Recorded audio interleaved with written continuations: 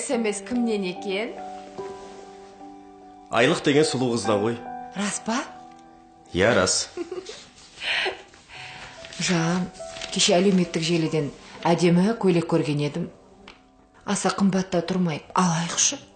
Ой, қымбат емесінді білем ғой сені. Ту, Жан, алайықшы.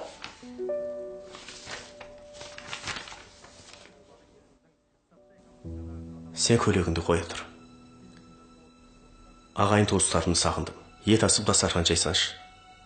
Мен оларға қоңырау шалып шақыра берейін. Бас қосып алғалы біраз болып еді. Мейлі, келе берсін. Құдай қаласа бір мәнісі болар. Азында ерте тұруым керек еді. Жатайын. Осының ағайтеуір туған туысқандары бітпейді. Мен бәрібір сол көйлекті алам.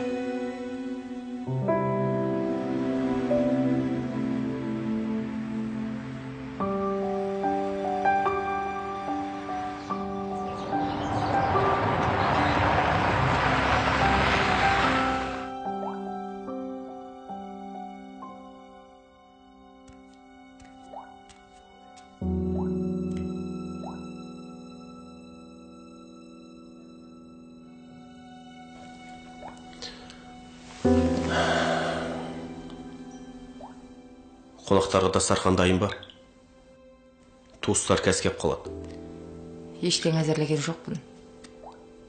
Бөтен емес, жақындарыңыз ғой. Үйде не бар, соны жей салады да. Бірдеңе дайындамайтын болсаң, неге кеш айтпадың? Кәскеп қалады.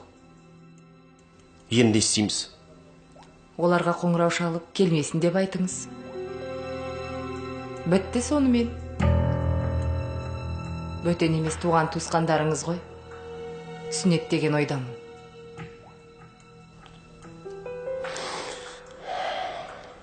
Саған сөзімді қор қылғым келмейді. Алла кешірсін сені.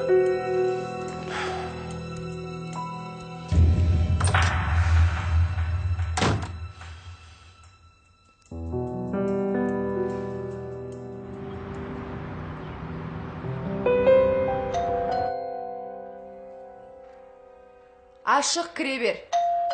Ашық дедім ғой. Қызым.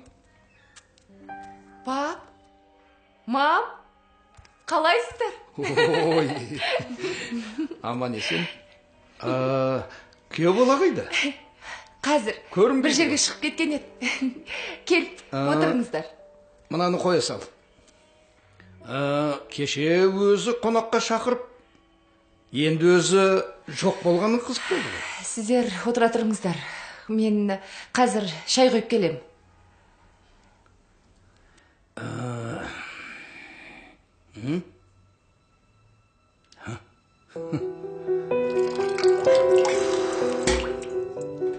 Үйдегі барымен жақындарымды күте алмаймын.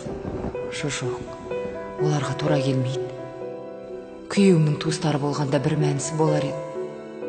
Бірақ өз туыстарым емес. Қалайша өз туыстарыма көрімсіз дастархан жай алам?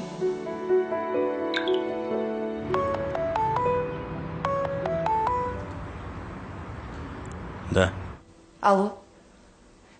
Неге үйге менің туыстарымды шақырғаныңызды айтпадыңыз?